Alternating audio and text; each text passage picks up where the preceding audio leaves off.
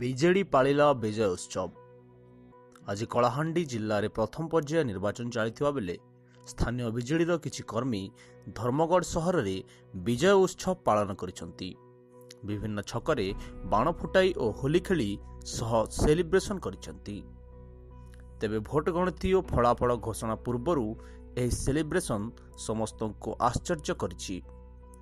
ସହରର 3 ଛକ, ବଙ୍ଗଲା ଛକ, 4 ଛକ ଓ କାଶୀବାହାଲରେ ଆତିଶବାଜି ଝଲସି ଉଠିଥିଲା।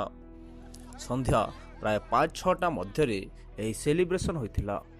ବିଜେଡି ନିଶ୍ଚିତ ବିଜୟ ବାର୍ତ୍ତା ସାଧାରଣରେ ପ୍ରସାର କରିବା ପାଇଁ ଏଭଳି ଉପାୟ ଅବଲମ୍ବନ କରାଯାଇଛି ବୋଲି ସାଧାରଣରେ ଚର୍ଚ୍ଚା ହୋଇଛି।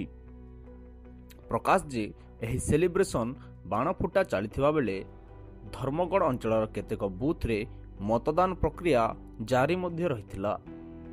ଭୋଟ ଚାଲିଥିବା ବେଳେ ଏଭଳି ସେଲିବ୍ରେସନ ଭୋଟରଙ୍କୁ ପ୍ରଭାବିତ କରିବା ସହ ଆଦର୍ଶ ଆଚରଣ ବିଧି ଉଲ୍ଲଂଘନ ବୋଲି ରାଜନୈତିକ ମହଲରେ ମତ ପ୍ରକାଶ ପାଇଛି। Bureau report, Kalahandi TV.